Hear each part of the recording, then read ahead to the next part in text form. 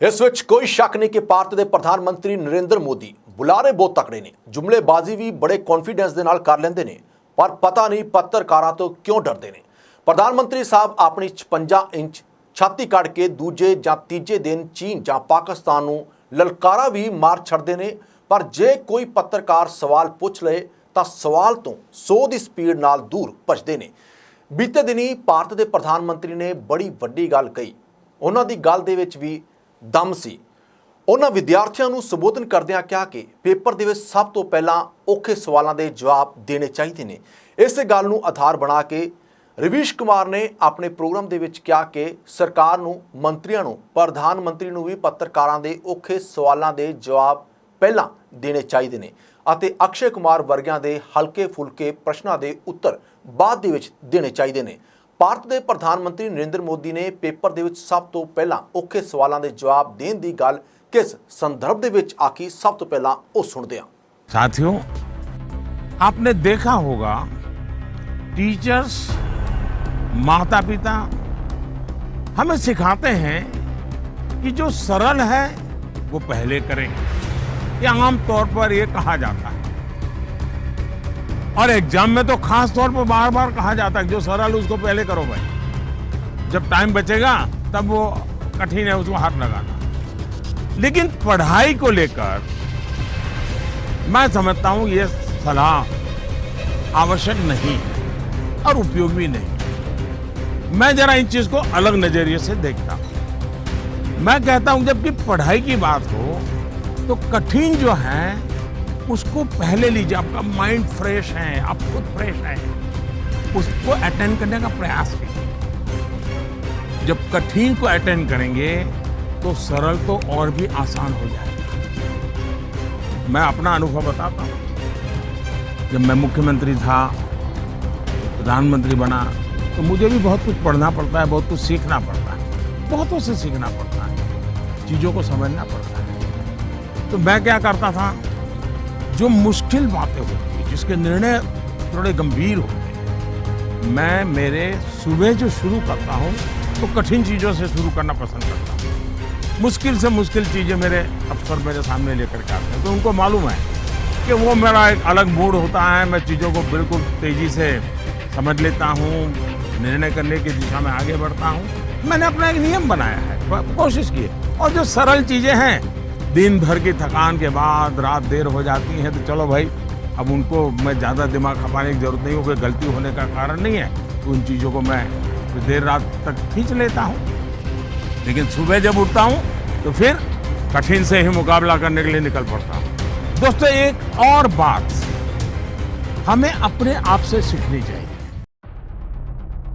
तुसीं सुनिया भारत के प्रधानमंत्री दीयां गल्लां किन्नियां स्वादी ने। इन्नियां स्वादी के गोल गप्पे चाट मसाला खाण की लोड़ नहीं, बस प्रधानमंत्री साहब दीयां गल्लां सुनी जाओ स्वाद ही स्वाद।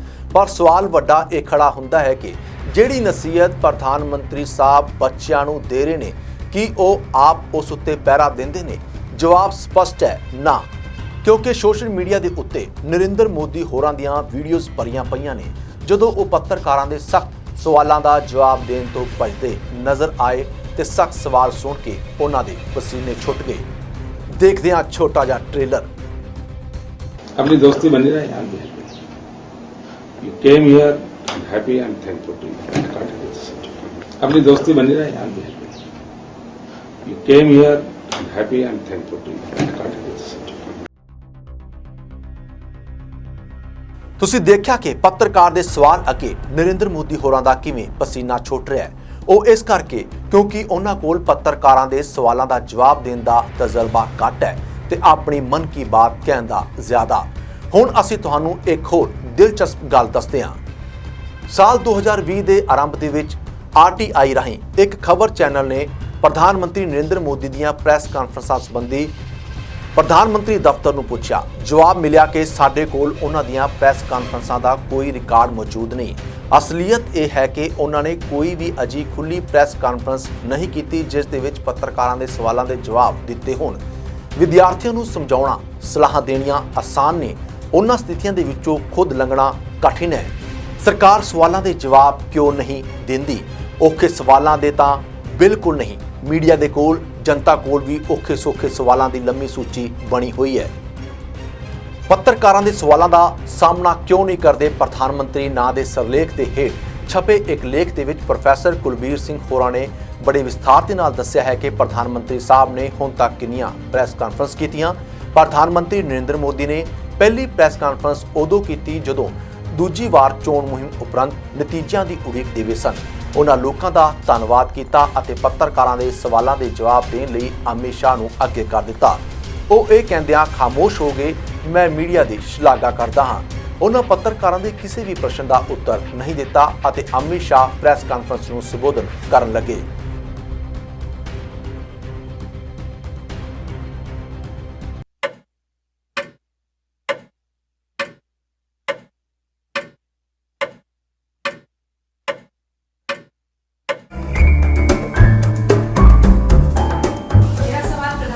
आपके लिए आपकी इजाजत से।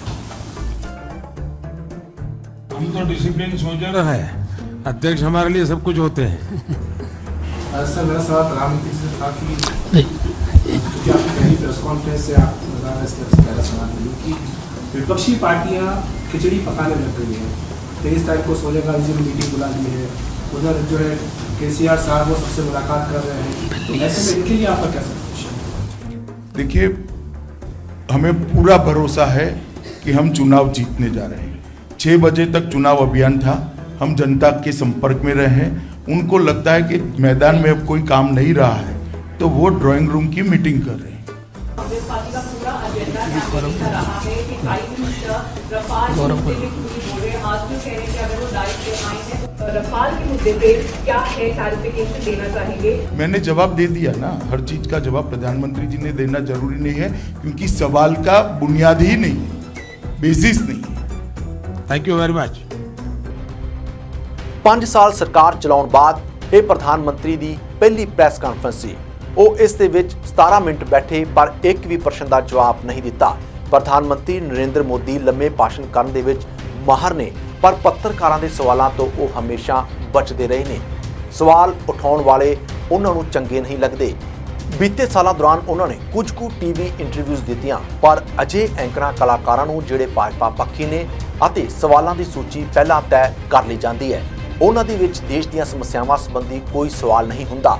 ਚੋਣ ਅਮਲ ਦੇ ਦੌਰਾਨ ਕੀਤੇ ਵਾਅਦਿਆਂ ਦਾ ਜ਼ਿਕਰ ਨਹੀਂ ਹੁੰਦਾ।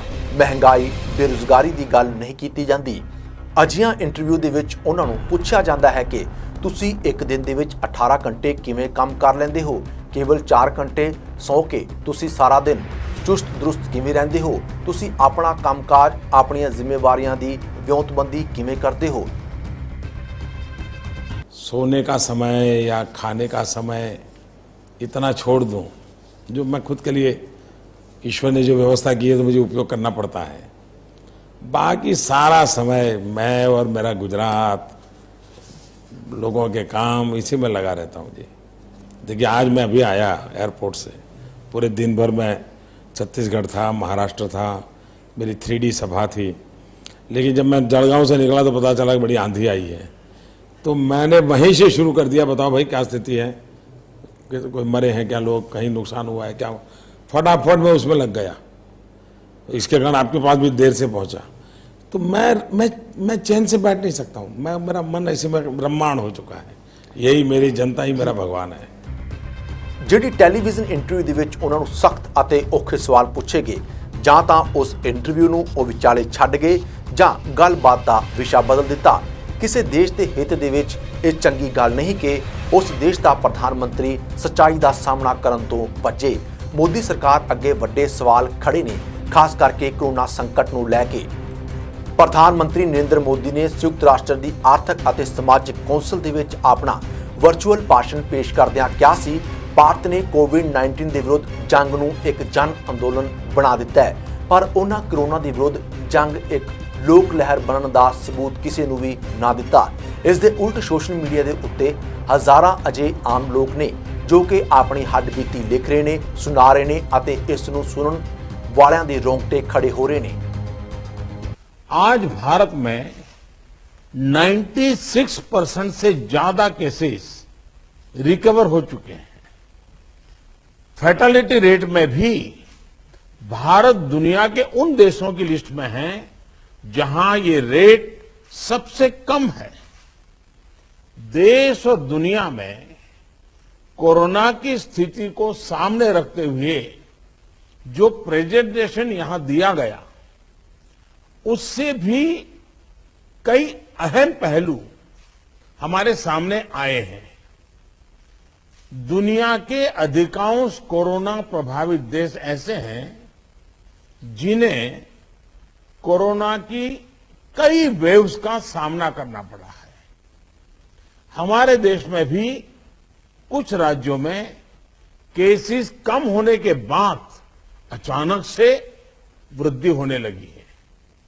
आप सभी इन पर ध्यान दे रहे हैं, लेकिन फिर भी कुछ राज्यों का उल्लेख हुआ है, जैसे महाराष्ट्र है, पंजाब है। आप मुख्यमंत्रियों ने भी चिंता व्यक्त की है, सिर्फ मैं कह रहा हूं ऐसा नहीं है। और विशेष चिंता की आप कर भी रहे हैं और करने की जरूरत भी है।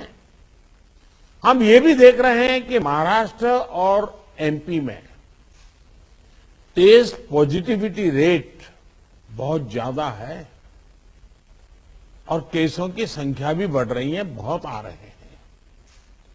इस बारे में कई ऐसे इलाकों, ऐसे जिलों में भी ये वृद्धि देखने को मिल रही है जो अभी तक खुद को बचाए हुए थे, सेफ जोन थे एक प्रकार से। अब वहां पर हमें कुछ चीजें नजर आ रही हैं। ਮਰੀਜ਼ ਹਸਪਤਾਲਾਂ ਦੇ ਚੱਕਰ ਲਾ ਰਹੇ ਨੇ ਅਤੇ ਕਿਤੇ-ਕਿਤੇ ਵਾਹਨਾਂ ਦੇ ਵਿੱਚ ਹੀ ਉਹਨਾਂ ਦੇ ਦਮ ਤੋੜਨ ਦੀਆਂ ਖਬਰਾਂ ਆ ਰਹੀਆਂ ਨੇ। 24 ਮਾਰਚ 2020 ਨੂੰ ਜਦੋਂ ਪ੍ਰਧਾਨ ਮੰਤਰੀ ਨਰਿੰਦਰ ਮੋਦੀ ਨੇ ਅਚਾਨਕ ਦੇਸ਼ ਭਰ ਦੇ ਵਿੱਚ ਲੋਕਡਾਊਨ ਦਾ ਐਲਾਨ ਕੀਤਾ ਸੀ, ਉਸ ਸਮੇਂ ਉਹਨਾਂ ਨੇ ਆਤਮ ਵਿਸ਼ਵਾਸ ਦਿਖਾਉਂਦਿਆਂ ਹੋਇਆਂ ਦਾਅਵਾ ਕੀਤਾ ਸੀ ਕਿ 21 ਦਿਨਾਂ ਦੇ ਅੰਦਰ ਕੋਰੋਨਾ ਉੱਤੇ ਕਾਬੂ ਪਾ ਲਿਆ ਜਾਵੇਗਾ। ਪਰ ਸਾਲ ਤੋਂ ਵੱਧ ਸਮਾਂ ਹੋ ਜਾਣ ਦੇ ਬਾਅਦ ਵੀ ਕੋਰੋਨਾ ਮਹਾਮਾਰੀ ਦੇਸ਼ ਦੇ ਵਿੱਚ ਤਬਾਹੀ ਮਚਾ ਰਹੀ ਹੈ। ਪ੍ਰਧਾਨ ਮੰਤਰੀ ਅੱਜ ਮੀਡੀਆ ਨੂੰ ਇਹ ਦੱਸਣ ਤੋਂ ਭੱਜ ਰਹੇ ਨੇ ਕਿ ਉਹਨਾਂ ਦੇ ਕੋਰੋਨਾ ਕੰਟਰੋਲ ਕਰਨ ਦੇ ਦਾਅਵੇ ਕਿੱਧਰ ਗਏ। ਸਭ ਤੋਂ ਵੱਡਾ ਸਵਾਲ ਉਹਨਾਂ ਅੱਗੇ ਇਹ ਵੀ ਖੜਾ ਹੈ ਕਿ ਕੋਰੋਨਾ ਲੋਕਾਂ ਦੇ ਘਰਾਂ ਦੁਕਾਨਾਂ ਦੇ ਵਿੱਚ ਹੀ ਕਿਉਂ ਆਉਂਦਾ ਹੈ। ਜਦੋਂ ਉਹਨਾਂ ਦੀਆਂ ਸਿਆਸੀ ਰੈਲੀਆਂ ਹੁੰਦੀਆਂ ਨੇ ਉਦੋਂ ਕੋਰੋਨਾ ਕਿੱਧਰ ਚਲਾ ਜਾਂਦਾ ਹੈ। ਦਰਅਸਲ ਪ੍ਰਧਾਨ ਮੰਤਰੀ ਨੇ ਆਪਣੀ ਸਰਕਾਰ ਦੀਆਂ ਅਸਫਲਤਾਵਾਂ ਸੰਬੰਧੀ ਆਲੋਚਨਾ ਸੁਣਨ ਦੀ ਥਾਂ ਮੀਡੀਆ ਦਾ ਸਾਹਮਣਾ ਕਰਨਾ ਛੱਡ ਦਿੱਤਾ ਹੈ। ਪ੍ਰੈਸ ਕਾਨਫਰੰਸ ਦੇ ਵਿੱਚ ਵੱਖ-ਵੱਖ ਮੀਡੀਆ ਅਦਾਰਿਆਂ ਦੇ ਪੱਤਰਕਾਰ ਬੈਠੇ ਹੋਣਗੇ।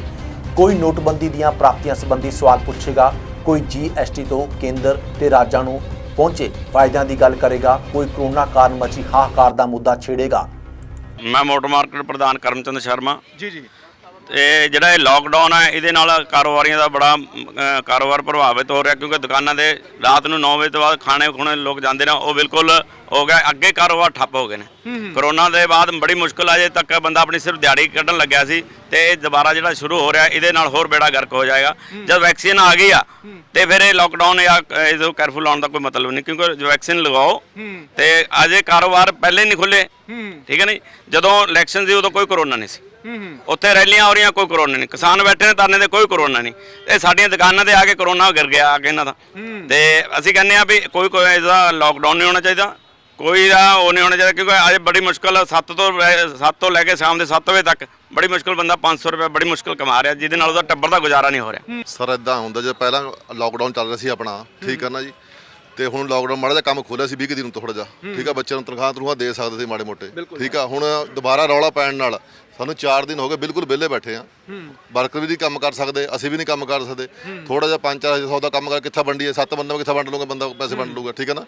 ਇਹ ਗਲਤ ਕਰ ਰਹੇ ਆ। ਟਾਈਮ ਵੱਧੇ ਚਾਹੀਦਾ, 11 ਵਜੇ ਤੱਕ ਠੀਕ ਸੀ ਰੱਖਿਆ ਵਾ ਇਹਨਾਂ, ਕੋਈ ਗੱਲ ਨਹੀਂ, ਠੀਕ ਆ। ਡਿਸਿਪਲਿਨ ਰੱਖੋ, ਆਪਣਾ ਮੂੰਹ ਬੰਨ ਕੇ ਰੱਖੋ, ਤੇ ਵਰਕਰਾਂ ਨੂੰ ਇਦਾਂ ਨਾ ਕਹੋ ਵੀ ਤੁਸੀਂ ਬੰਦ ਕਰੋ ਦੁਕਾਨਾਂ, ਇਹ ਘਰ ਨੂੰ ਜਾਓ। ਰਾਤ ਸੁਹਾਣਾ ਸਾਹਿਬ ਡੰਡੇ ਮਾਰੇ ਇਹਨਾਂ ਨੇ, ਠੀਕ ਆ। ਗਜਾਤਮਾ ਰੈਲੀਆਂ ਹੋ ਰਹੀਆਂ, ਮੋਦੀ ਰੈਲੀਆਂ ਕਰਾ ਲਿਆ ਇਹਨਾਂ ਨੇ, ਬੰਦੇ ਬੈਠੇ ਉੱਥੋਂ ਕੋਈ ਲਾਕਡਾਊਨ ਨਹੀਂ ਹੈ ਉਹਨਾਂ ਦਾ, ਠੀਕ ਆ ਨਾ ਜੀ। ਰਾਤ ਨੂੰ ਥੋੜਾ ਕਰੋਨਾ ਆਉਂਦਾ, ਤੁਸੀਂ 9-10 ਵਜੇ ਦਾ ਪ੍ਰੋਗਰਾਮ ਰੱਖੋ, 10:30 ਦਾ ਰੱਖੋ, ਚੱਲ ਕੋਈ ਪ੍ਰੋਬਲਮ ਨਹੀਂ। 9 ਵਜੇ ਤਾਂ ਬਹੁਤ ਜ਼ਿਆਦਾ ਹੋ ਜਾਂਦਾ, 9 ਵਜੇ ਤਾਂ ਅਸੀਂ ਕੰਮ ਕਰ ਨਿਕਲਦੇ, ਰਸਤੇ ਮਾ ਡੰਡੇ ਪੈਂਦੇ ਸਾਡੇ, ਕਿੱਥੇ ਜਾਈਏ। ਤੁਸੀਂ ਕਹਿ ਰਹੇ ਹੋ ਕਿ ਰਸਤੇ ਦੇ ਵਿੱਚ ਪੁਲਿਸ ਵਾਲੇ ਡੰਡੇ ਮਾਰਦੇ ਨੇ, ਕਈ ਥਾਵਾਂ ਤੇ ਇਹ ਵੀ ਖਬਰਾਂ ਆ ਰਹੀਆਂ ਨੇ ਕਿ 1500 ਤੋਂ ਲੈ ਕੇ 2000 ਰੁਪਏ ਚਲਾਨ ਵੀ ਕੀਤਾ ਜਾ ਰਿਹਾ। ਗੁਰਦੁਆਰੇ ਮੈਂ ਕੱਲ ਰੋਕਿਆ ਸੀ, ਜਾਂਦੇ ਉੱਥੇ ਖੜੇ ਸੀ ਪੁਲਿਸ ਵਾਲੇ, ਸਾਡੇ ਕੰਮ ਕਹਿ ਰਹੇ ਸੀ। ਮੈਂ ਕਿਹਾ ਗੱਡੀ ਸਟਾਰਟ ਕਰਿਆ, ਕਰਕੇ ਦੁਬਾਰਾ ਗਿਆ, ਉਦੋਂ ਕਹਿੰਦਾ ਵੀ ਸਾਨੂੰ ਕਹਿੰਦਾ ਰੋਕਿਆ ਰਸਤੇ 'ਚ, ਕਹਿੰਦਾ ਪੁਲਿਸ ਵਾਲਿਆਂ ਨੇ। ਕੀ ਕੰਮ ਕਰਦੇ ਤੁਸੀਂ? ਅਸੀਂ ਕਾਰ ਮਕੈਨਿਕ 7 ਵਜੇ ਸਵੇਰੇ। ਠੀਕ ਹੈ।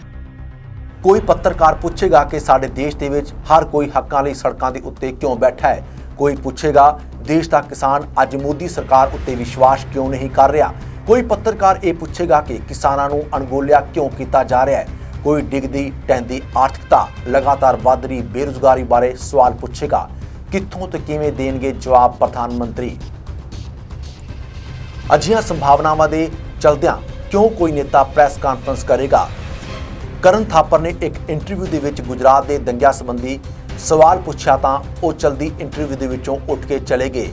ਇੱਕ ਵਾਰ ਇੱਕ ਭਾਜਪਾ ਵਰਕਰ ਨੇ ਖੜੇ ਹੋ ਕੇ ਸਵਾਲ ਪੁੱਛ ਲਿਆ ਕਿ ਸਰਕਾਰ ਮੱਧ ਵਰਗ ਦੇਸ਼ ਵਾਸੀਆਂ ਪਾਸੋਂ ਟੈਕਸ ਇਕੱਠਾ ਕਰਦੀ ਹੈ, ਉਸ ਦੇ ਬਦਲੇ ਵਿੱਚ ਉਹਨਾਂ ਨੂੰ ਕਿਹੜੀਆਂ ਸਹੂਲਤਾਂ ਦਿੱਤੀਆਂ ਜਾ ਰਹੀਆਂ ਨੇ, ਤਾਂ ਨਰਿੰਦਰ ਮੋਦੀ ਨੇ ਸਵਾਲ ਦਾ ਜਵਾਬ ਨਾ ਦੇ ਕੇ ਗੱਲਬਾਤ ਦਾ ਵਿਸ਼ਾ ਹੀ ਬਦਲ ਦਿੱਤਾ। ਇਹੀ ਕਾਰਨ ਹੈ ਕਿ ਪ੍ਰਧਾਨ ਮੰਤਰੀ ਨਰਿੰਦਰ ਮੋਦੀ ਮੀਡੀਆ ਦਾ ਸਾਹਮਣਾ ਨਾ ਕਰਕੇ ਕੇਵਲ ਭਾਸ਼ਣ ਦਿੰਦੇ ਨੇ, ਕਿਉਂਕਿ ਭਾਸ਼ਣ ਦੇਣਾ ਸੁਖਾਲਾ ਹੈ। ਉਹ ਆਪਣੇ ਹੀ ਤਰਕ ਵਾਲੀ ਰਾਜਨੀਤੀ ਕਰਦੇ ਨੇ, ਜਿੱਥੇ ਕੇਵਲ ਇੱਕ ਵਿਅਕਤੀ ਬੋਲਦਾ ਹੈ ਅਤੇ ਬਾਕੀ ਸਾਰੇ ਸੁਣਦੇ ਨੇ। ਭਾਸ਼ਣ ਭੀੜ ਨੂੰ ਦਿੱਤਾ ਜਾਂਦਾ ਹੈ ਅਤੇ ਭੀੜ ਕਦੇ ਸਵਾਲ ਨਹੀਂ ਕਰਦੀ। ਭੀੜ ਜਾਂ ਤਾੜੀਆਂ ਮਾਰਦੀ ਹੈ ਜਾਂ ਹੱਥ ਖੜੇ ਕਰਕੇ ਹਾਂ ਦੇ ਵਿੱਚ ਹਾਂ ਮਿਲਾਉਂਦੀ ਹੈ।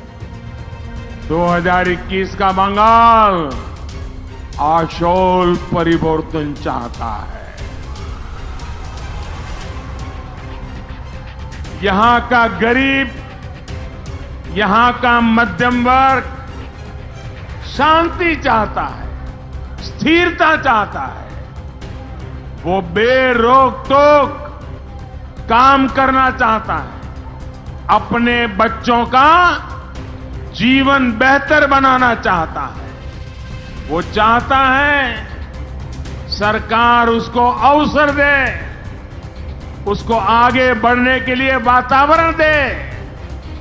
दीदी, ਭਾਰਤ ਦੀ ਆਬਾਦੀ ਇੰਨੀ ਜ਼ਿਆਦਾ ਹੈ ਕਿ ਵੱਡੇ ਇਕੱਠ ਕਰਨੇ ਕੋਈ ਔਖੀ ਗੱਲ ਨਹੀਂ। ਸਿਆਸੀ ਨੇਤਾ ਆਪਣੀ ਪ੍ਰਸਿੱਧੀ ਦਾ ਪ੍ਰਗਟਾਵਾ ਕਰਨ ਲਈ ਵੱਡੀਆਂ ਭੀੜਾਂ ਇਕੱਠੀਆਂ ਕਰਦੇ ਨੇ, ਜਿਨ੍ਹਾਂ ਉੱਤੇ ਵੱਡੀ ਊਰਜਾ, ਵੱਡਾ ਧਨ ਖਰਚਿਆ ਜਾਂਦਾ ਹੈ। ਚਾਹੀਦਾ ਇਹ ਹੈ ਕਿ ਦੇਸ਼ ਦੇ ਬੁਨਿਆਦੀ ਮੁੱਦਿਆਂ, ਮਸਲਿਆਂ ਸੰਬੰਧੀ ਟੈਲੀਵਿਜ਼ਨ ਉੱਤੇ ਸਿਆਸੀ ਨੇਤਾਵਾਂ ਦੇ ਨਾਲ ਖੁੱਲ੍ਹੀ ਬਹਿਸ ਹੋਵੇ।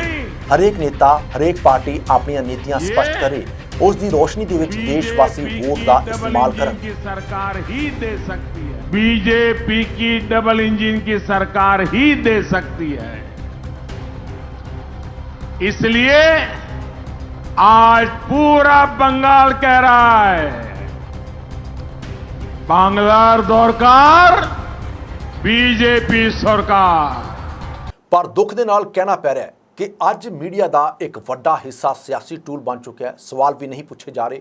ਜਿਸ ਤਰ੍ਹਾਂ ਲਗਾਤਾਰ ਮੋਦੀ ਸਰਕਾਰ ਸਾਹਮਣੇ ਮੀਡੀਆ, ਦੇਸ਼ ਦੀਆਂ ਆਜ਼ਾਦ ਸੰਸਥਾਵਾਂ, ਸੂਬਾ ਸਰਕਾਰਾਂ ਚੁੱਕ ਰਹੀਆਂ ਨੇ, ਇਸ ਨਾਲ ਸਾਡੇ ਦੇਸ਼ ਦਾ ਲੋਕਤੰਤਰ ਲਗਾਤਾਰ ਕਮਜ਼ੋਰ ਹੋ ਰਿਹਾ ਹੈ। ਸਵਾਲਾਂ ਤੋਂ ਬਚਣ ਵਾਲੇ ਜਿਸ ਟਰੈਕ ਦੇ ਉੱਤੇ ਸਿਆਸੀ ਧਿਰਾਂ ਚੱਲ ਰਹੀਆਂ ਨੇ, ਇਹ ਟਰੈਕ ਦੇਸ਼ ਨੂੰ ਹਨੇਰਗਰਦੀ ਵੱਲ ਲੈ ਜਾਵੇਗਾ। ਦੇਸ਼ ਨੂੰ ਬਚਾਉਣ ਲਈ ਜਨਤਾ ਨੂੰ ਹੀ ਕੁਝ ਕਰਨਾ ਪਵੇਗਾ। ਕੀ ਕਰਨਾ ਹੈ ਤੁਸੀਂ ਸਭ ਸਿਆਣੇ ਹੋ। ਕਈ ਵਾਰ ਬੰਦਾ ਬਾਹਲਾ ਕੁਝ ਬੋਲਦਾ ਚੰਗਾ ਨਹੀਂ ਲੱਗਦਾ।